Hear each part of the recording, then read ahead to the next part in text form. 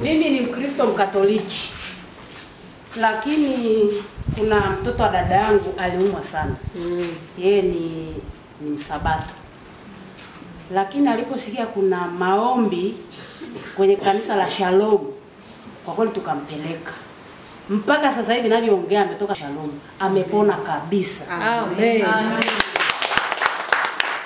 Yaani haufungu kwamba ni Muislamu au Mkristo Mkatoliki waache kwenda kuombewa kama una shida zako. Yaani hawa hawafungi. Sio ukifika pale kwamba umehamia huko kwa hapana.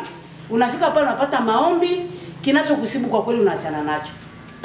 Huo ndio ushuhuda mpaka sasa hivi yule mtoto yuko huko. Amen. Amen.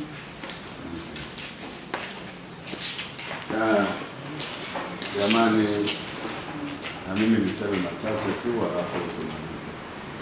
Kwanza niseme tu na kushukuru sana kwa kukubali kuja. Unajua situngeza tukaja na mafurushi yetu hapa alafu hampo.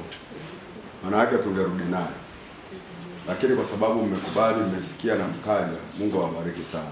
Amen. Na mmesikia shuhuda hapa, kwa hiyo niseme tu karibuni kanisani kwetu. Ukija pale jitambulishe tu kwamba tulionana siku moja.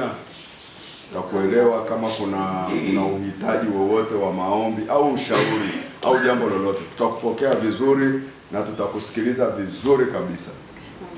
Kwa hiyo kama alivyosema mama, kuna mahali ambapo tunaweza tukapumulia. Yaani pale tumebanwa, tukaenda pale na Mungu akatusaidia. Na watu wengi sana wamepata msaada pale. Amina jamani.